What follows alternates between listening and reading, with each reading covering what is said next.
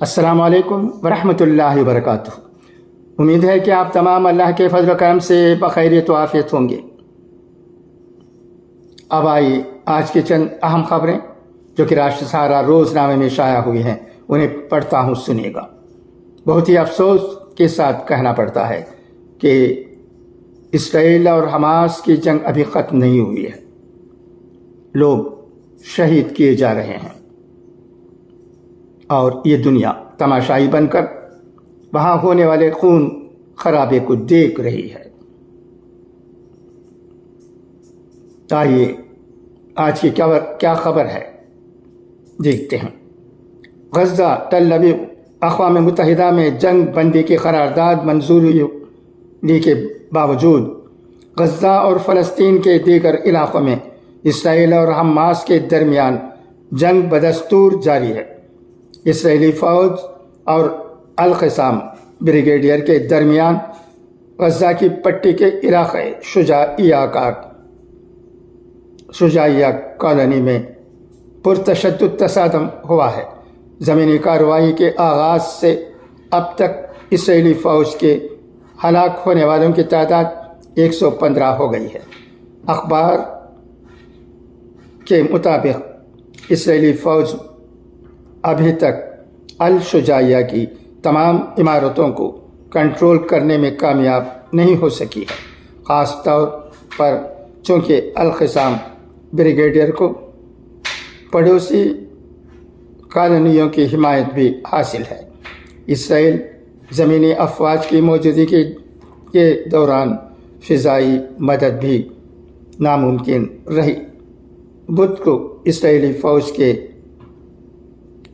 فوج نے تسلیم کیا کہ گولائی بریگیڈ کے کمانڈر اور سپاہی غزہ شہر کے مشرق میں واقع شجاعیہ کالونی میں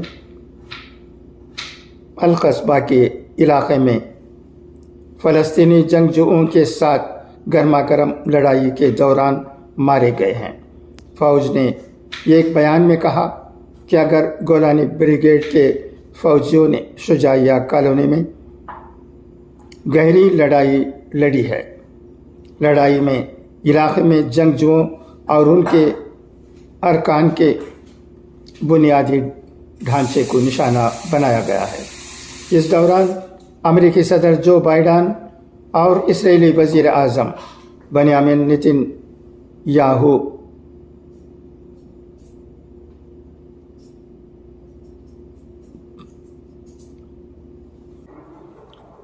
نئی دہلی، ہندوستانی فاسٹ بولر محمد شامی نے ICC one day world cup 2023 میں شاندار کارکردگی کا مظاہرہ کیا۔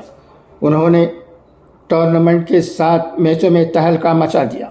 انہوں نے 5.26 کی اوسط سے سب سے زیادہ 24 وکٹیں حاصل کی۔ محمد شامی نے شری لنکا کے خلاف میچ میں زبردست بولنگ کی۔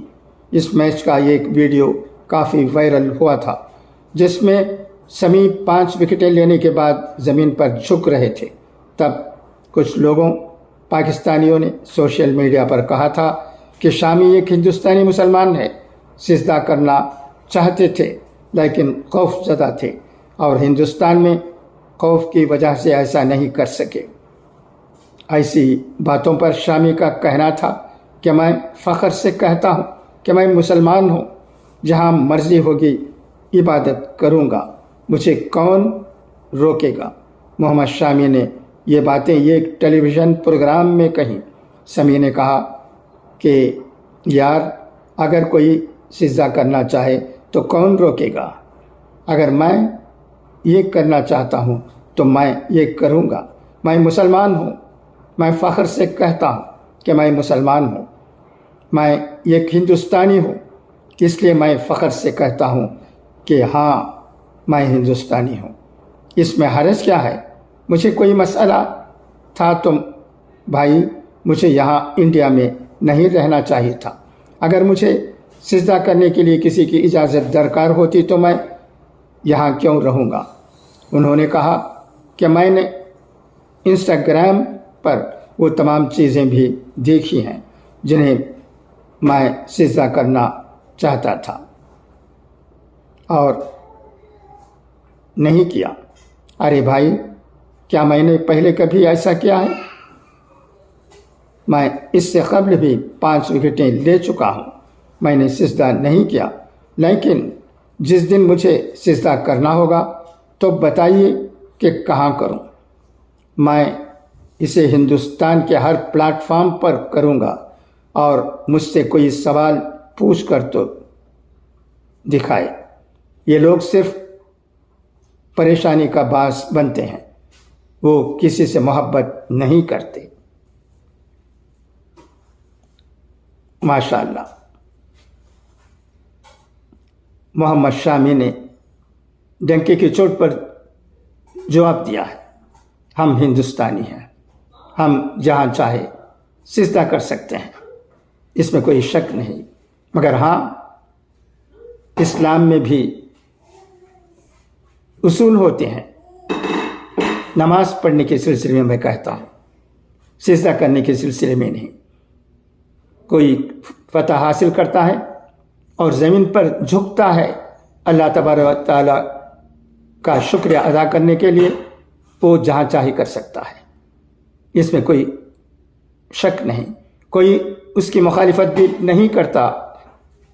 हमारे देश हिंदुस्तान में ये एक प्लूरल सोसाइटी है, यहाँ के लोग बहुत अच्छे होते हैं। ये पाकिस्तानियों को समझने की ज़रूरत है। पाकिस्तान एक फेल्ड स्टेट है, वो अपने मुल्क को ही संभाल नहीं सके, वो दूसरों के बारे में क्या कह सकते हैं। हमें तो फ़ख्र है कि हमारे मुल्क में मुख्तलिफ़ मज़ाहिब के लोग रहते हैं और तमाम अमन अमान के साथ रहते हैं। हाल में भी पाकिस्तान में एक बम धमाका हुआ और 20 से ज़्यादा फ़ौजी मारे गए। ऐसे मुल्क से आने वाले एक आदमी को ये जुर्रत कैसे हुई कि वो मोहम्मद शामी से इस तरह के सवाल करे। खैर, जो हुआ वो हुआ। हम हिंदुस्तानी हैं और हिंदुस्तानी होने पर हमें फ़ख्र है। मैं तमिलनाडु का रहने वाला हूँ। मैं ये भी फ़ख्र के साथ कहता हूँ कि हमारे आबा व अजदाद इस मुल्क में 2000 से ज़्यादा सालों से रह रहे हैं। हम बाहर के आए हुए नहीं हैं, इस माटी के सपूत हैं। ये हम डंके की चोट पर कह सकते हैं। और माशाअल्लाह हमारे गैर मुसलमान भाई भी ऐसी बातें ही कहते हैं। यहाँ तक कि आरएसएस के सरबराह भी ये बात कहते हैं। हमें खुशी होती है। अच्छा, तो चलिए, जब मैंने मोहम्मद शामी के बारे में ये खबर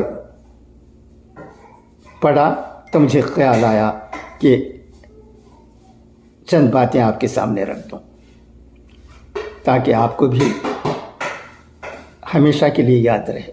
आप तो जानते हैं, मगर कभी कभी ऐसा हो जाता है कि हमसे भूल हो जाती है, इसलिए ऐसी बातों को दोहराते रहना ही ज़रूरी है याददाश्त के लिए। अच्छा, तो आइए अब आज के अक़वाल ज़र्रीन भी। अच्छा, तो अब आइए इब्न अरबी के अक़वाल ज़र्रीन सुने। उन लोगों से होशियार रहो जो उलमा की तहरीरों को तोड़ मरोड़ कर पेश करते हैं। जहाँ तक मुमकिन हो शक व शुबह से बचो। किसी आदमी की सबसे बड़ी खूबी अपने दुश्मनों के साथ नरम दिली का बर्ताव है। अल्लाह खुद अपने दुश्मनों से अच्छा बर्ताव करता है। कोई आईना इंसान की इतनी हकीकत नहीं दिखाता जितनी उसकी बातचीत। अच्छा, तो अब इजाज़त, इंशाअल्लाह फिर मुलाकात होगी। खुदा हाफिज़, फ़ी अमान अल्लाह।